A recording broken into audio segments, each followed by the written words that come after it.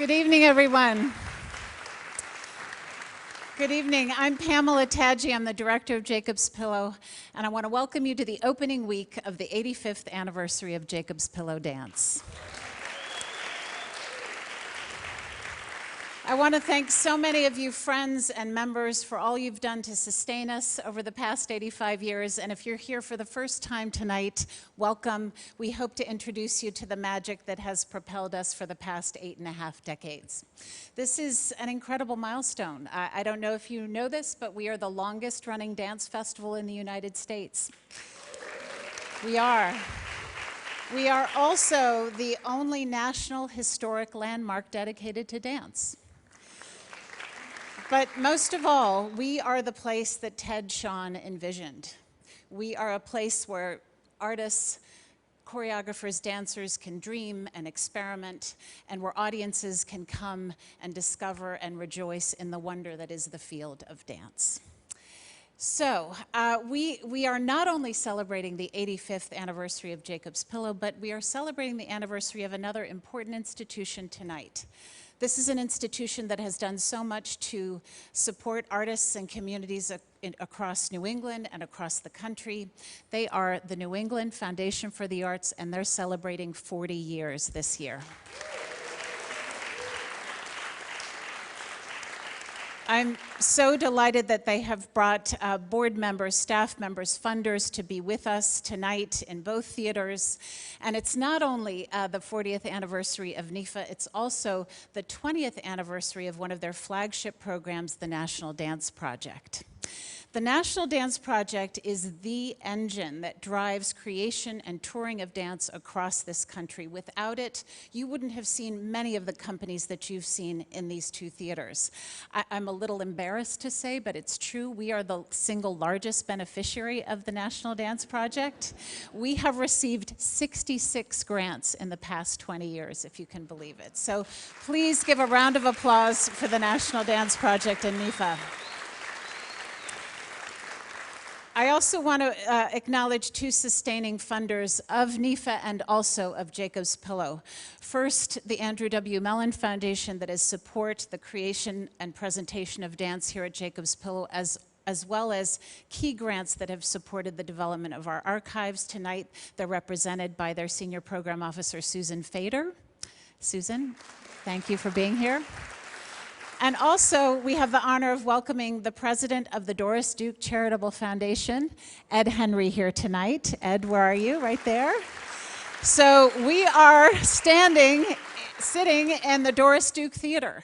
In 1990, this theater opened, and since then, some of the most innovative, important artists have made their way here. I'm so grateful to the historic support from the Doris Duke Charitable Foundation. Thank you, Ed. So with that, we come to tonight's program. When I thought of how I wanted to open the Doris Duke Theater, I wanted to celebrate the school at Jacob's Pillow and its amazing alums. So many dancers, artistic directors, choreographers were born at the school, and one of them is Jonah Bokaer. In 1998, he graduated from the school. He was the youngest dancer ever to be brought onto the Merce Cunningham Dance Company at the age of 18. And in 2002, he began making his own work under the heading Jonah Bokaer Choreography. Tonight, we're going to see a program that celebrates his 10-year collaboration with Daniel Arsham. I think what excites me about Jonah's work is the fact that he exists in the art world as an exhibiting artist and as a choreographer, and it's no accident that he's had this wonderful relationship with Daniel Arsham. In the first half, we'll see a work, Occupant, which is from 2013. You'll see the ensemble work first, and then a study for Occupant performed by Jonah Bokaer himself. Then we'll have a pause, and then we'll see the newest work by the company, Rules of the Game, where the two collaborators added a third collaborator, composer Pharrell Williams. So everyone, please join me in welcoming Jonah Bokaer Choreography.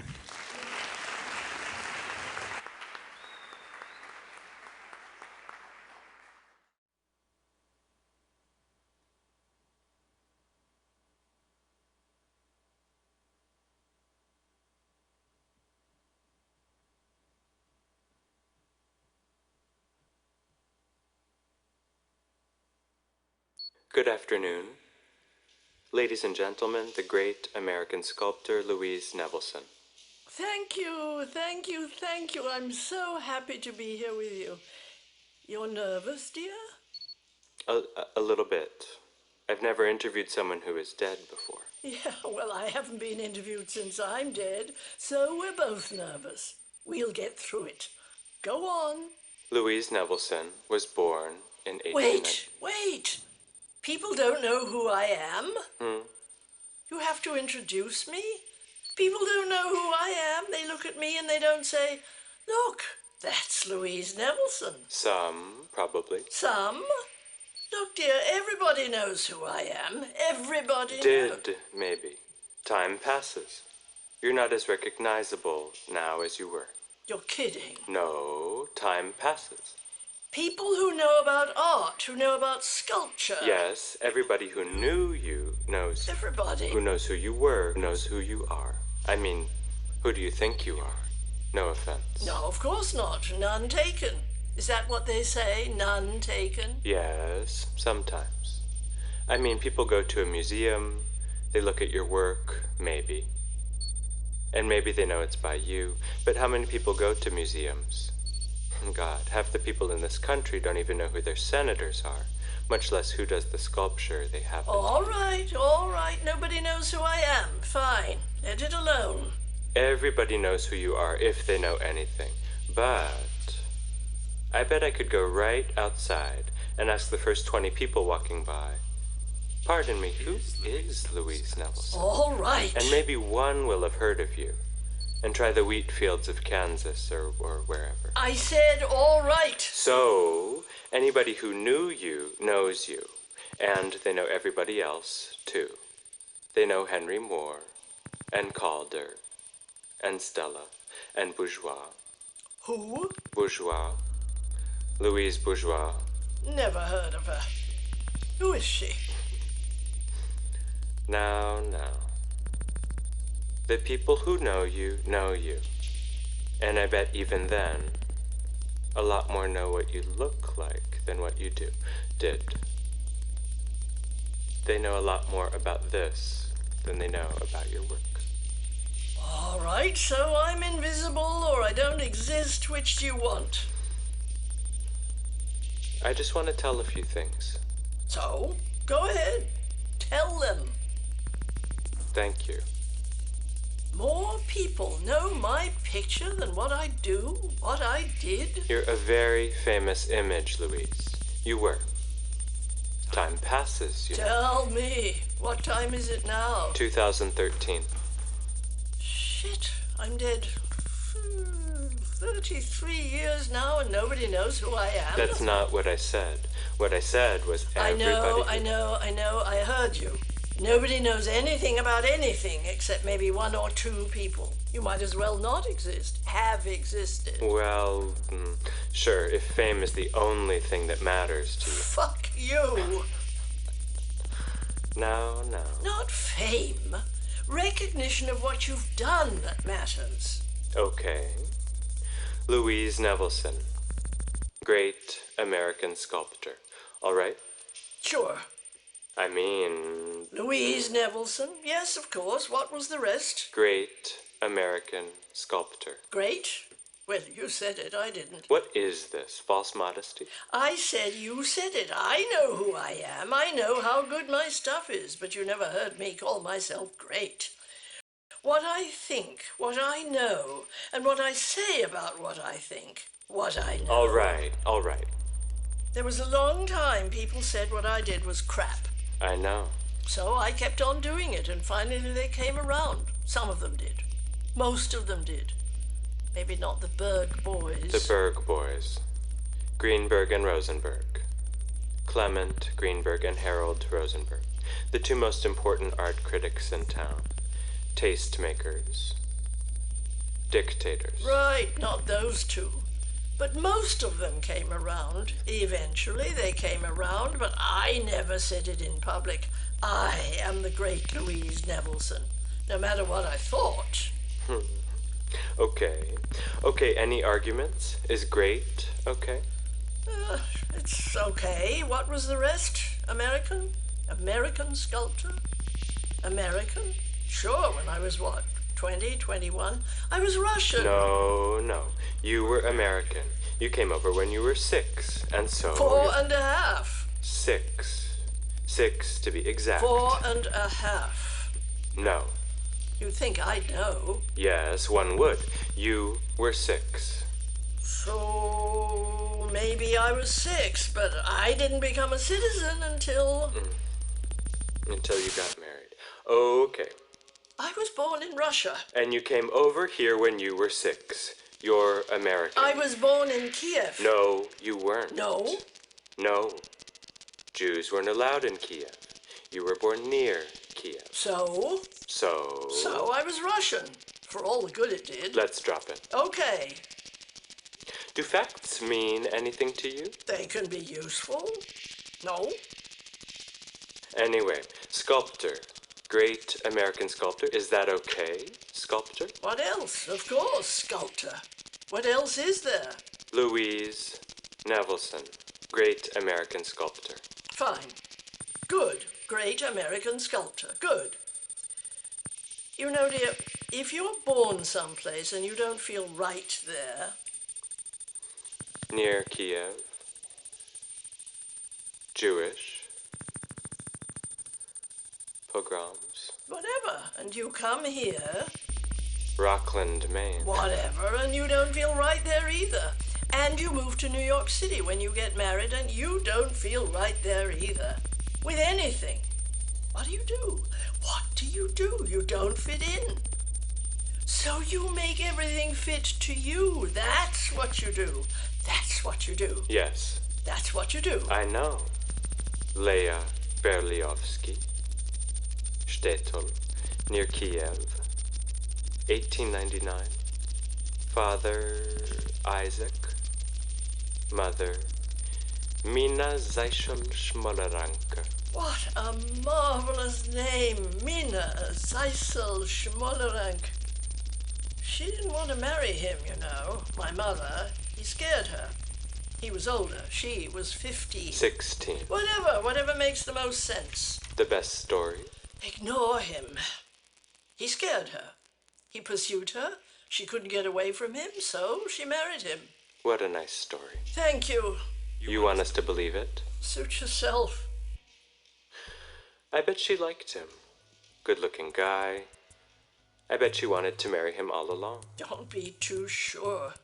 We don't always do what we do because we know what we're doing. Or we do know what we're doing, but it's for other reasons. Could you possibly be talking about your own marriage? If the shoe fits... Wait. If the shoe fits, you should probably get a larger size. Or a smaller one. I don't remember. Whichever. Whichever. Which is it? Smaller? Larger? The saying is, if the shoe fits, wear it. What are you after? What are you doing? I don't have an You're agenda. after something? You. I'm after you. Yeah? Who's that? Who am I? I'm a lot of people, honey, and I shift all the time. You got a tough row to hoe, mister. Is that the expression? Yes. And what does it mean, tough row? You're vamping. I'm what? You're avoiding me. Maybe I don't like what you're doing, what you're after. You are so... Never mind. Russian? You say you're Russian? You never even spoke Russian. We spoke Yiddish. Yes. We were Jews. We lived in a shtetl. It was Russia, we were Jews. Yes, and so everybody kept leaving. Everybody who could. Your father, his brothers. Of course. America, the land of whatever. We spoke Yiddish, we were Jews. We couldn't even own land in Russia. Why would we speak Russian? And it was better in Maine, in Rockland, Maine, down into Maine from Canada. Your father, him and his brothers. Why not New York? Anywhere, probably anywhere you could get. He sent money for us, finally. For my mother and the rest of us. He saved up. He sent us passage. Is it true? that when he left you all to go to America, you were so upset. You wouldn't speak at all for over a year. Where did you hear that? Maybe, maybe not. Couldn't, not wouldn't. I was abandoned. With your whole family around you? Your mother, your sister, your brother. You say you were abandoned. He left us. He was the one I talked to. Yes, really?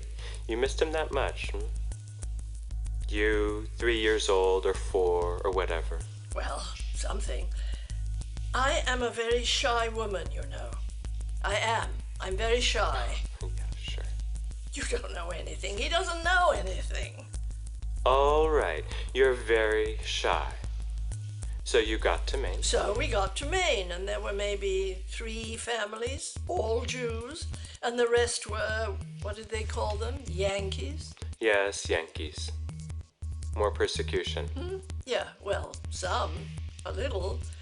I mean, you live all huddled together, you don't speak English. You feel strange. Maybe that makes you a stranger. You feel like one. But you go on, and you, what is the word? You, assimilate. You try to assimilate. You learn English, you go to school, you huddle together, but you reach out. To the Yankees? You reach out to the Yankees? To whatever's out there. You know you'll never fit in. You know you'll always be an exotic, is that the word? But you go ahead as if you didn't know that. You get ahead, you help your parents, and you get ahead. Your father makes out pretty well. Furniture and stuff. What's the joke? We buy junk, we sell antiques. Yes, is that the joke? I don't know. And he buys land. Yes, he bought land. Just think of that. A Jew could buy land in Rockland, Maine. He worked himself up. And on top of that... Why do we have to go through all this? We were poor. We were cold. We didn't have glass in the windows. We pulled ourselves up. My father made the most of it, the most of everything. He worked his ass off.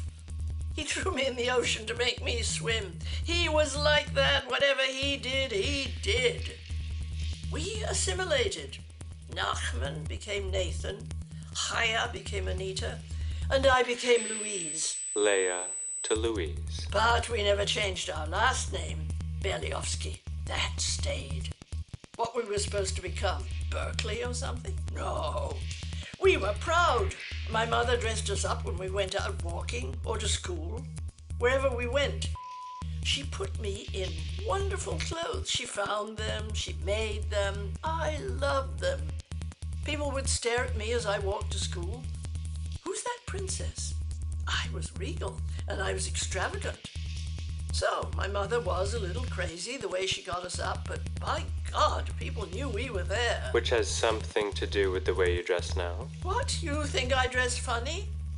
I dress like me. I always did, I always have. I know. People look at us, they see what we show them. I dress like me, so that's what they see. Me. You're how you dress? I'm the total of everything I do. You dress to be noticed. No, I dress to be invisible. Of course I dress to be noticed. I expect people to look at me and what I do. They're the same thing. Who is this guy?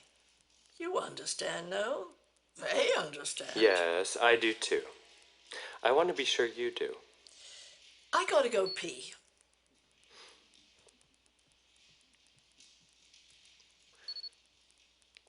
It's just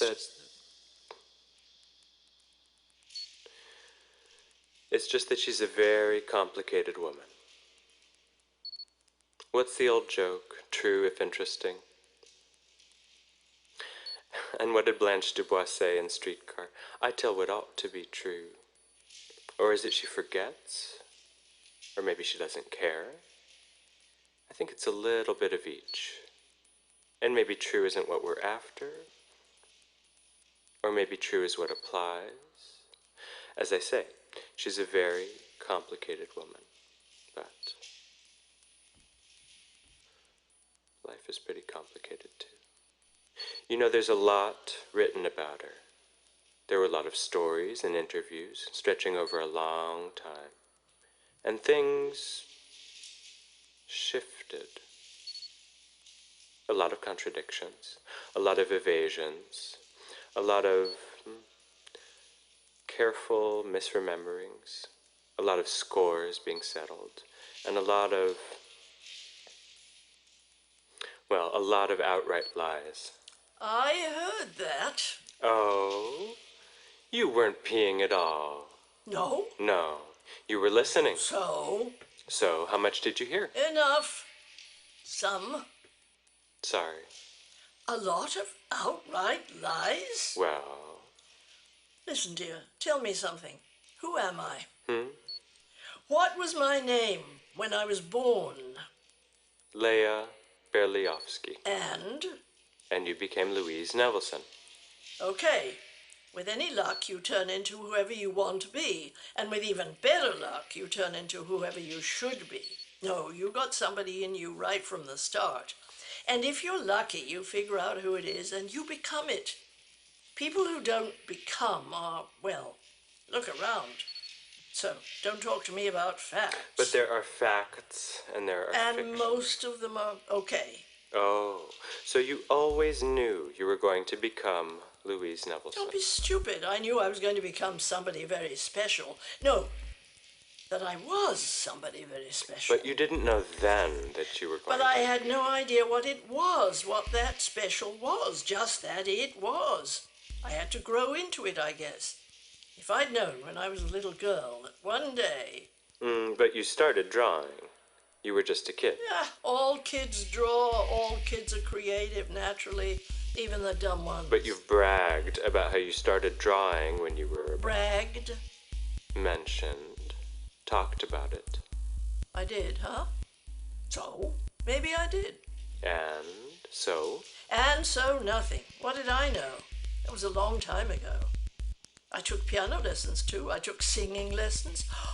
Oh, did I ever tell you that when I was a little baby, maybe a month old, the great Sholem Aleichem, his sister lived next to my parents. He came to see us, and does anybody here know who he is, who he was? Great Yiddish writer, Russian. Yes, I think so. He came to visit. This was in Russia, and he took me up in his hands and he said to my family that I was destined for greatness. A baby, a little baby. Built for greatness was the way that I heard it. Built. Built, destined, so... There's a difference, maybe. Translation, probably. The great Sholem Aleichem holding me aloft, destined for greatness. That's pretty impressive. You're pretty right, you're damn right. True, if interesting. What? Nothing. When did you decide What? that you were an artist? I don't think that way. Oh, come on. I don't. One of your biographies says you knew when you were 9. Oh, that we kids were in the library and some librarian or teacher or something asked us what we wanted to be when we grew up, and I suddenly said I'm going to be a sculptor, and it frightened me and I started crying and I ran home. That one? Yeah, that one. I wonder if that happened, or if I dreamed it. I mean, I always knew I was different, that I was special. But special doesn't always mean happy or talented or whatever. Special can be one eye in the center of your forehead. Cyclops. What? Special is special, and I always knew that. Destined for greatness. Yeah, but with 2 eyes and 2 ears and 1 mouth and all the rest, normal, except different. And let me tell you, there wasn't much time to figure it all out. We were poor, and we had to raise ourselves. Yeah, and your family did pretty well. My father worked his ass off, and we all helped. And by the time you were 15, he owned half of Rockland. Not quite. 51 parcels of property. 51, isn't that something? The immigrant Jew from the Ukraine. Pretty impressive. Is there any truth to the story your father wanted to buy a fine house for you all to live in? And you went with him to look at it. And you were 16, maybe. And you told him it was too fine, that it embarrassed you. Maybe.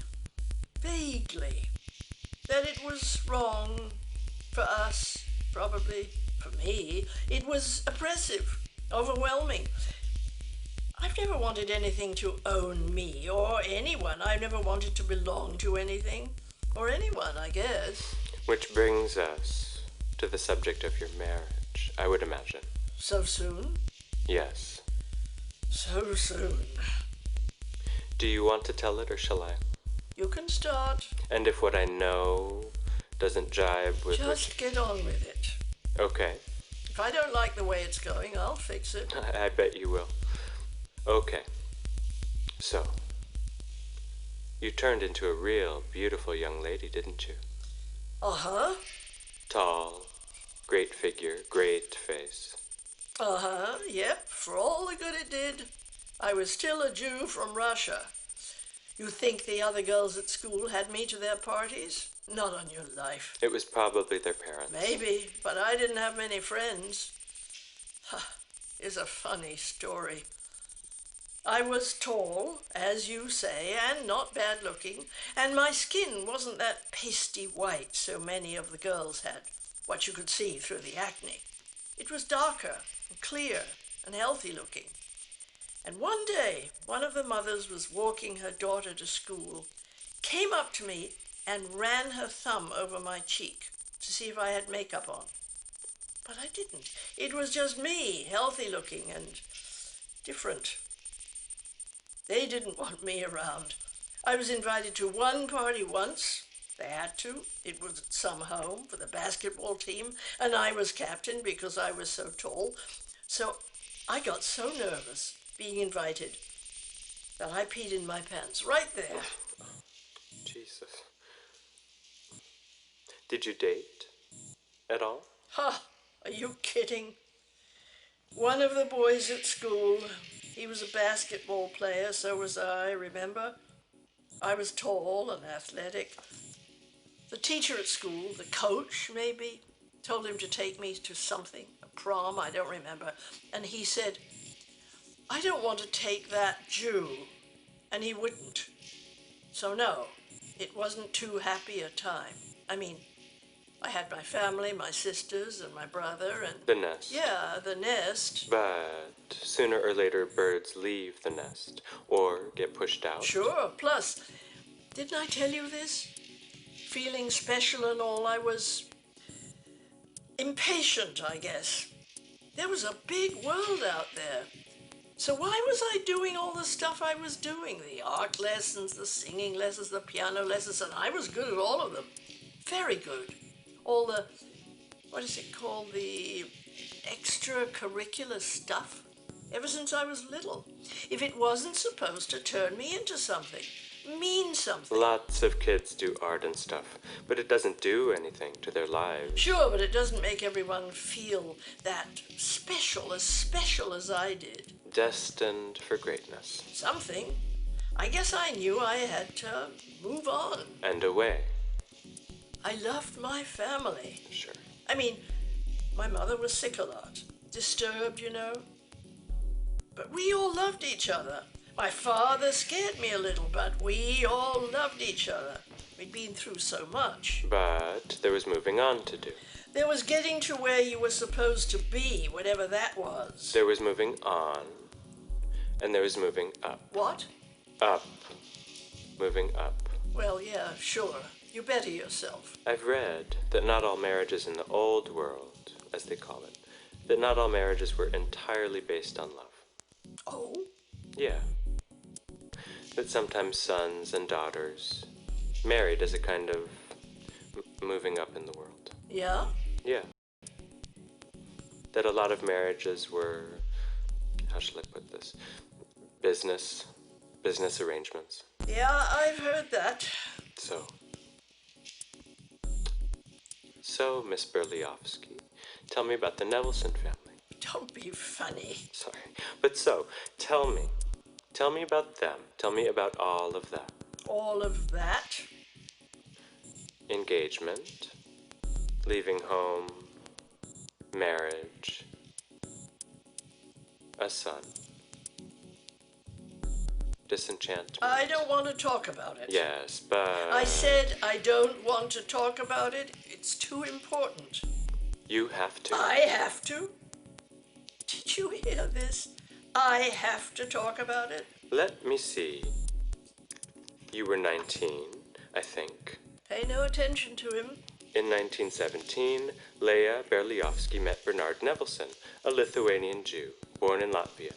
In 1890. All right. I'll tell it. I'll tell it. I'll do it. What are we going to do? Talk about everything? Every fucking thing? Only what matters. Everything matters. And so? Let me do it. Do it. All right. I'll tell it my way, so you'll understand. I'd finished school and I was doing some, what do they call it, temp work at an office, a lawyer's office. Legal stenographer. She actually managed to graduate from school. Shut up. Sorry. Jesus. Legal stenographer, all right, but temp work, just to keep busy, to bring in a little money for myself. And one day, a man walked into the office, a client probably. Client? Oh, am I allowed to talk? Forget it. This man walked in, 50 maybe, tall, thin, a little balding, and for some reason I knew he was a Jew. I knew he wasn't from around. And he walked in and I spoke to him in Yiddish right away, just like that, in Yiddish. And I was right, he was a Jew, a Lithuanian Jew, and was in the shipping business. He had ships. I don't know why I knew he was Jewish, but I know things. I have insights, and I trust them. I liked this man. I was shy, but I felt okay with him. He was what, 50? There was a kind of electricity between us. I liked him. He invited me to have dinner with him that night at the hotel he was staying in. The Thorndike, was it? Yes. Thanks. Along with the sea captain he had with him, for one of his ships, I think. I think I told you I was shy, and here was this older man, and I've never been to a hotel in my life. And what if he pirated me away on one of his ships? How naive were you? Very. How did your family feel about this? Going to dinner? You told them. I'm telling it. They seemed to think it was okay. He was older, he was a businessman. I think they checked with the lawyer where I was. Whatever. Pretty quick work. What? Go on. So what was this? Your first date? It wasn't a date. It was a social engagement. Oh. It was a social engagement. And it was nice. And the food was great. A little greasy maybe, but good. And it was a hotel, china and mirrors, and I was all dressed up, and it was wonderful. I guess it was my first time being a grown-up. He walked back home with me, and he said hello to my family. And the next day I was told he'd left, went back to New York. And then he started writing me letters about his family, about his brothers, about his business, his ships, about being married, and he and his wife were planning to have their first baby. Marriage is a contract. Yeah, maybe, but it doesn't give you ownership. You don't own somebody just because you marry them. I tried to fit in. I tried to become all the stuff he wanted me to be, all the social life, the parties, the domestic arrangements, wife of the rich man, dress up, go out, be with him all the time, the wife. I had my own life. I wanted to grow into being somebody. I didn't want to be told what I could do and what I couldn't, what looked proper and what didn't. You married into a society that was That wanted to approve everything I did. I tried. I played the game. But it wasn't me. You were expected to fit in. Yeah, to a lot of things I didn't need, didn't want. That's life? I'd look into the mirror, the big gilt mirror in the entrance hall where we lived in Central Park West. And I'd look at myself, all dressed up to go out, fine dress, long coat, hair, all done up. And I'd look and I'd say, who's that? Who's that woman? I didn't recognize me. You looked great, of course. Well, the woman in the mirror looked great, but who was she? And then... Yeah, and then I got pregnant. How did I do that? How did I let myself do that? Charles was the father, of course. Of course Charles was the father. What do you think I am? Well, there are rumors that there were affairs. Yeah, I heard them too, read them, but later, that was later. It was Charles and me. Me, good, faithful wife. It never occurred to you you'd get pregnant? I guess not. But... It wasn't something I wanted, so I guess I thought it wouldn't happen, or maybe I didn't think about it, Or maybe you forgot to... Drop it. Okay. Anyway, there I was, pregnant. And I didn't want to be, and... You didn't, What, try to get rid of it? Yes. It never occurred to me. Never. Okay. In spite of what it did to my mother. Pregnant. 4 of us kids. It became our whole life. And look what it did to her. What did it do? I don't want to get into it. She was a good woman. And so, you were going to have a baby. Well, that was what was expected, wasn't it? Good, strong girl, strengthen the line. I read that you insisted on a cesarean. Big, healthy girl like you. Yeah, the shrinks could have a field day with that one. Did have. Right. No, I didn't want a baby, and I was a rotten mother. But I loved him. Mike. We called him Mike. Myron. Mike. Yeah, you were a rotten mother, weren't you? Okay. All those stories. How you almost let him drown at the beach. A tiny baby. You walked off and let him... I said okay. And how a couple of years later, you almost backed him over in the car. He was playing and you almost backed over him. Yes. And he was so slow learning to speak because you wouldn't talk to him. Yes, all of it. Don't you get it? I was going down, going under. Right, and so were the Nevelsons. The empire collapsing. Less and less money all the time. You have to finally move to smaller and smaller places. To Brooklyn, finally. I was going under. Right. I got sick. I had to go to bed for a year. Depression. Sciatica. Abscesses. Boils. My blood was boiling. I was going down. I tried for years. I kept on going as best I could. I was the wife. I tried. I was a mother. I tried. But it was all going down. Down. Not up. Oh, right. I guess I was having what do they call it? A breakdown. A nervous breakdown. A very, very slow, nervous breakdown. The walls around me, the darkness always crowding me. Did you think about killing yourself? Sure, of course I did. For the first time. Oh? There were others, later. What kept you from doing it? Damned if I know. Maybe it was the horse. The what? The horse.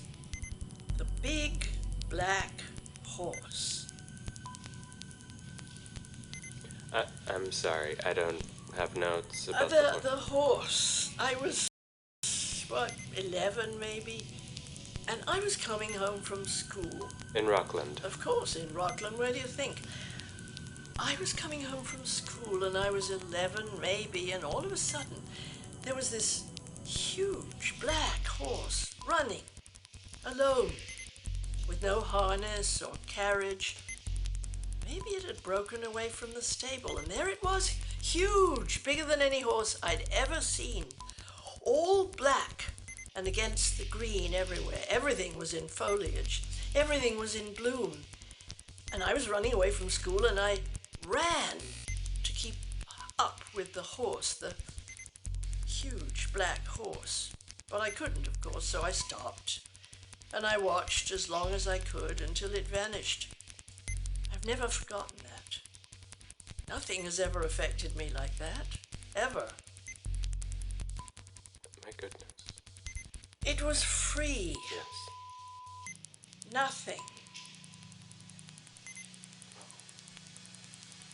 Except maybe when I was 15, I think, there was a neighbor who had a relative visiting, a boy. And he was known to be a good-for-nothing, this boy. He was slender and he already looked decadent, although he must have been my age. Blue eyes, he had blue eyes. And I remember looking in his eyes and seeing depths which I've never seen again. My goodness. Is all this true? What? The horse, the huge black horse. Is all this true? Forget the boy. The black horse. Is all this true? Well, what do you think? I don't know. It's interesting, isn't it? True if interesting. What did you say? True if interesting. The black horse, the boy. Oh no, it's all true. Black horse, all true.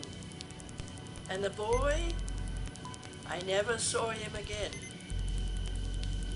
That may be the only time I've ever been in love.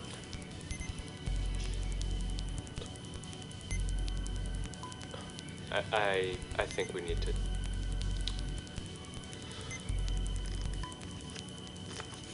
I think I need to. I think we should have an intermission. We'll have an intermission. Oh, good.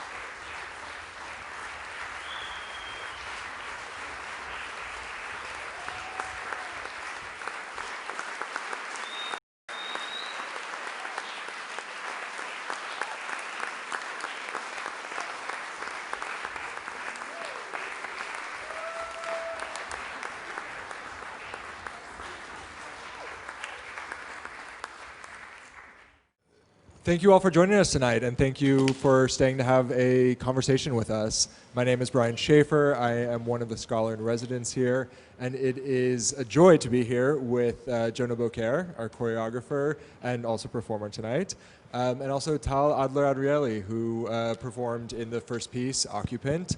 Thank you both for joining us and for participating in this conversation. So I'm going to ask a few questions. We're going to have a little conversation between the three of us, and then I'll open it up to you all for your questions, at which point I will repeat them so everybody can hear, so start thinking.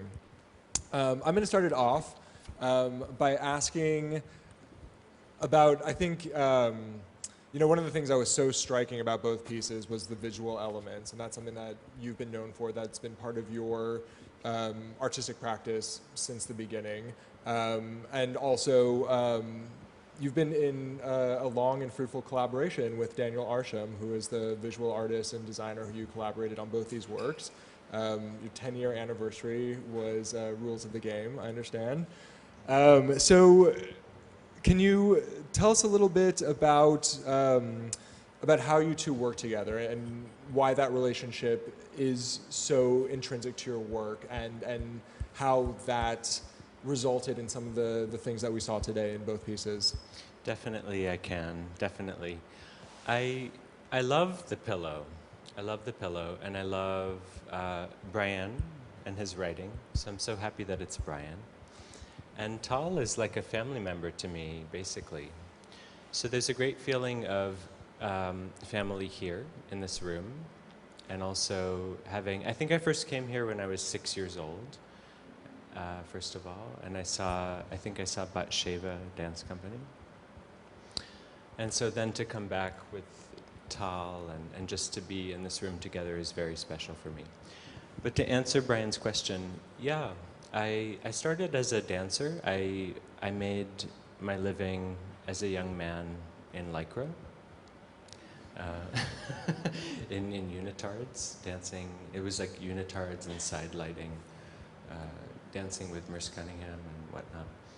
But I feel like what helped me hit that was the school at Jacob's Pillow, and then North Carolina School of the Arts, and this kind of blend of a liberal arts education with dance.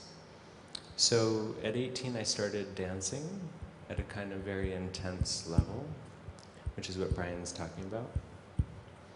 And about 7 years in, I found myself at kind of a critical inflection point. And so I went back to school for visual art. And so I think a lot of what you're seeing tonight is this fusion of dance and of visual art, which is the mission of the work that I make.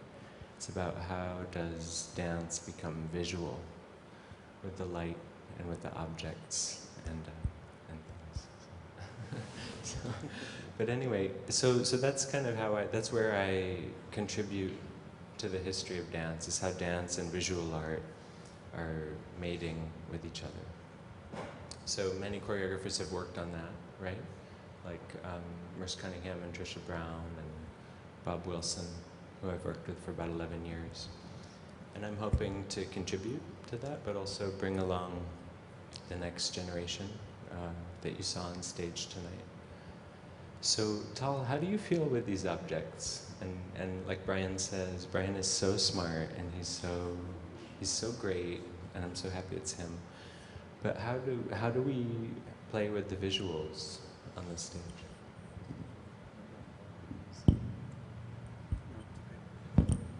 Hi. Loud.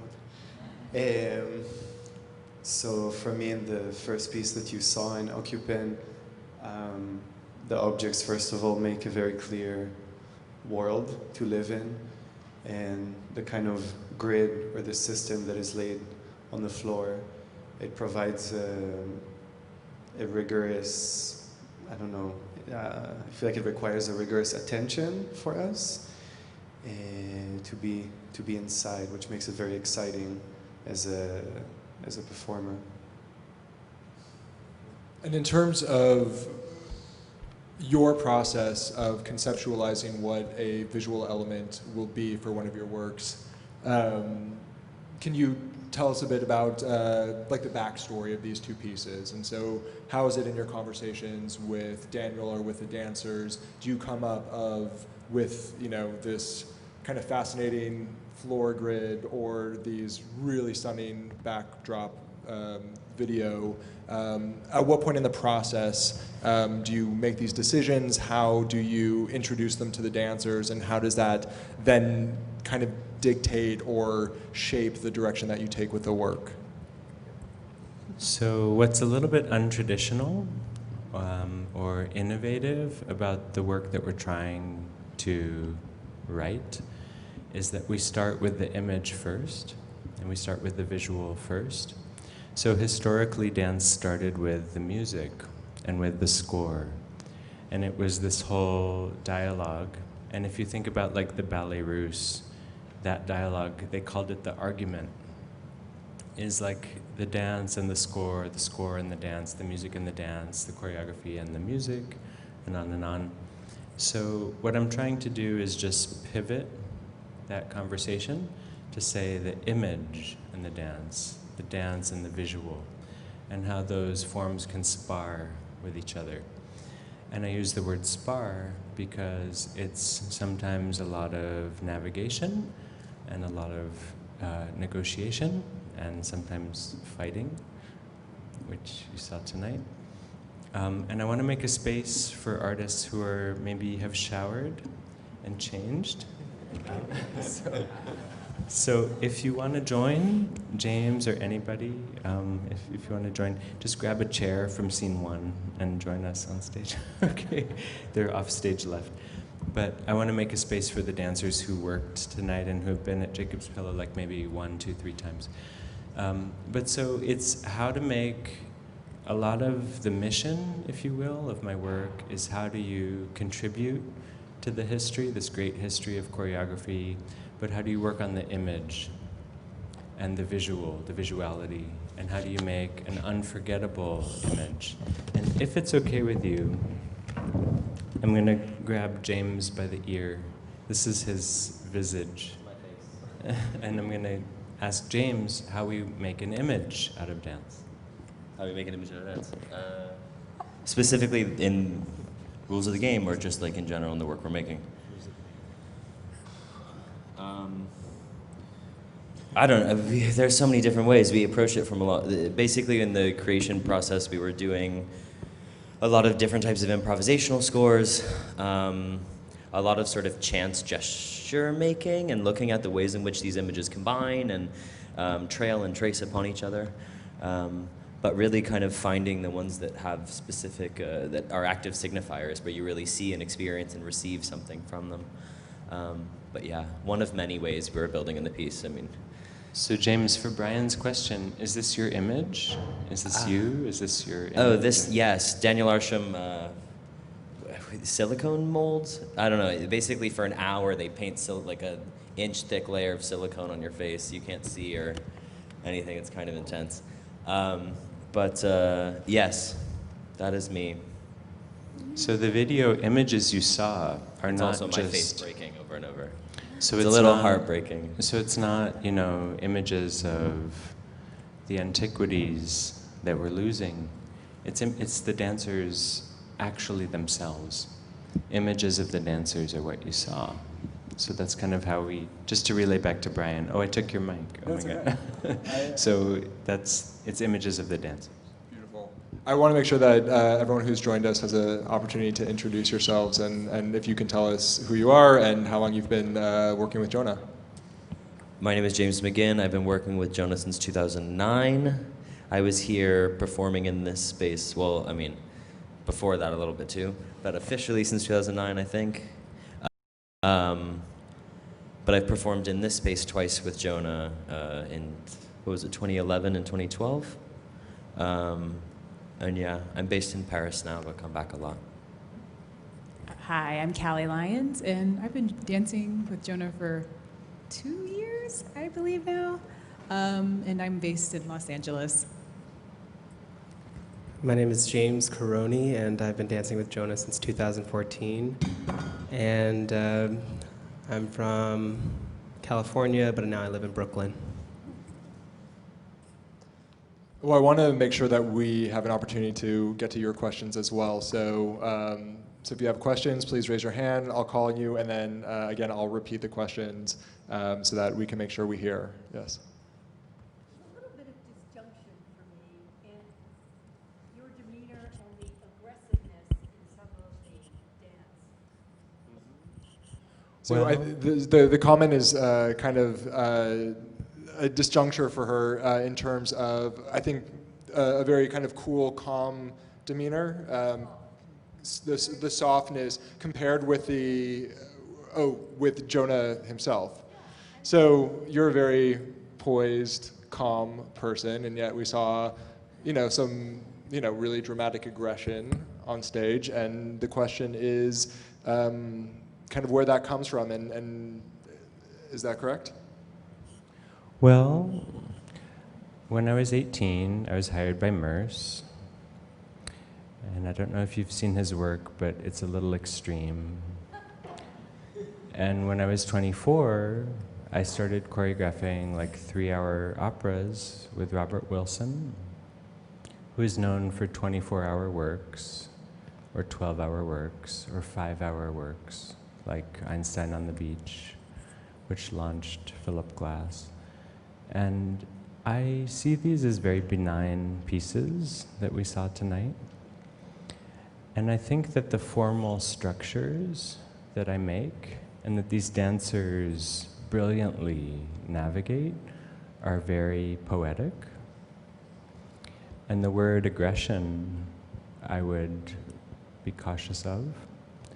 And I would look at the way this country is acting. So I don't think it's aggressive. I think it's very deeply felt and careful. Well, You're seeing that as a mirror of where we are today? These pieces were made like 5 and 4 and 2 years ago. So dance is not aggressive, but sometimes the formal structures are strong or soft, or rules of the game is kind of poppy, kind of cinematic, kind of accessible. And the first piece I think of as a little bit relentless. And then I think of my solo as kind of hard, It's like the solo is hard to do. But aggressive is like when you occupy a country for 25 years, like we do. And but the dance is not aggressive, so. Yes. In the first piece, Occupant, I was really intrigued by Becky's character as kind of a watcher. So I guess my question is, what was your intention with her role in that? The question was, in the first piece, Occupant, the intention with, one character in particular, but maybe we'll expand that to all 3 characters, since that was a work that was inspired by, and we were actually hearing the text, part of the text of the play Occupant by Edward Albee. So if you can talk maybe about the relationship and how you translated characters from the play to, kind of the abstract characters in the space. Brian, can we just have Brian on tour? Brian is so good. I like your question. So I want to relay over to the performers, because Tal is an original performer of Occupant. Occupant was inspired by a play by Edward Albee, who was looking at Louise Nevelson, the great American sculptor, who was a Russian expat, Russian Jew. So Tal, over to you. How do you juggle Occupant with the text and the music and how do you do it? I find it very exciting. Jonah was talking at first about the more traditional relationship of dance and music, and to dance having text in the background is a very different kind of attention, like I was saying before. it just requires so much memory and instinct and expression, I would even say. So that is something I really enjoy. And I guess for your question about Betty, so this play, it has two characters, two people, and I guess for me, Betty is, I mean, Jonah, the way I guess he's seeing it, she's more like a ghost in the room. And for me, the way I see it, sometimes she's echoing the character of Louise, of the woman. A lot of like mirroring action is happening when she can look almost at herself, maybe at herself at different times. Yeah. So this is Tal, and this is Uncle Brian. But can you guys introduce yourselves and maybe where you come from or where you're, what you're?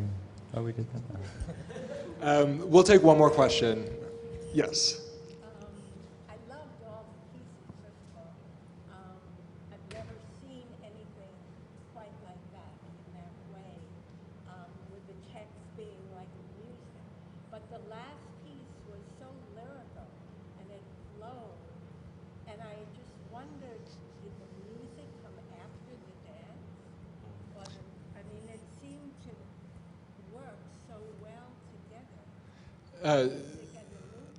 Thank you. So the comment was about the last work, Rules of the Game, and the way that the music and how that was integrated and how well it flowed. And so that was an interesting thing because that was a collaboration both with Daniel and then also with Pharrell Williams. And I know, he has said and you said that this style of music was a bit of a departure for you, and to work with Pharrell was a first-time collaboration. Can you talk a little bit about how that music, how the music was developed, how that conversation was between the three of you, and also what it was like to kind of work with that style? Yeah, thanks for the frame, and thanks for the incredible question. So basically, what I'd like to say is that it's Pharrell and the Dallas Symphony Orchestra are making love. Okay? So Pharrell has never had a symphony at his disposal. And we were all there with Pharrell and with the Dallas Symphony Orchestra. But then there's a kind of, Cupid. Cupid comes in, right? So the Cupid is David Campbell. Because Pharrell and the symphony, if we just put them on this gray diamond, they would not know what to do. So Pharrell and the symphony needs an arranger and an orchestrator. So the arranger, orchestrator, and conductor, and eventually, this is like way later in the process, the co-composer is David Campbell. They're like laughing at me right now because it's like, it's so complex, this show. But so David Campbell, raise your hand if you know Michael Jackson. Raise your hand if you know Britney Spears. Okay.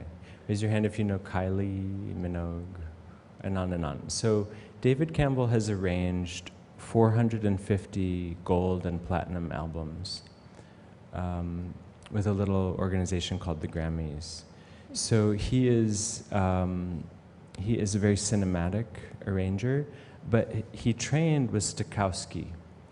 So when you have live music, like imagine a pit between your feet and my feet. So if we had an orchestra pit, the way that David Campbell would arrange the music so that you could hear it it jumps from Stokowski to David Campbell to what you heard tonight. And just in case the Stokowski reference, do you guys know Fantasia by Disney? Okay. So Stokowski is like how you hear the orchestra, basically, how the chairs are sitting. So the great Cupid of this sound score is David Campbell, because he got Pharrell and the Dallas Symphony to mate successfully. so that's kind of what you heard. And then I just...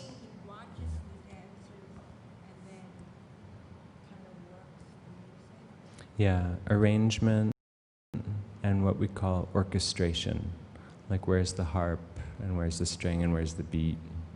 But let me pass it to you guys. What was the David Campbell process?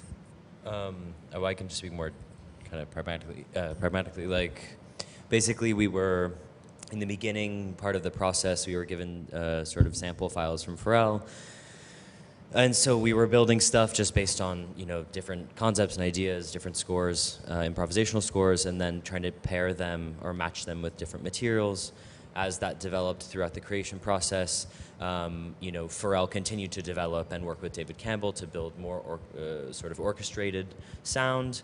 And so it was really that everything was being built simultaneously through to the end, and then as the piece really came together, so, you know, I think David Campbell was still making edits on the score leading up to our premiere with the live orchestra in Dallas just over a year ago. Oh, no, you nailed it. That covers it. Thanks. Great. Well, with that, we'll end it there. Thank you, Jonah, and thank you to all the dancers for joining us, for sharing. Thank you all for staying and participating in this conversation.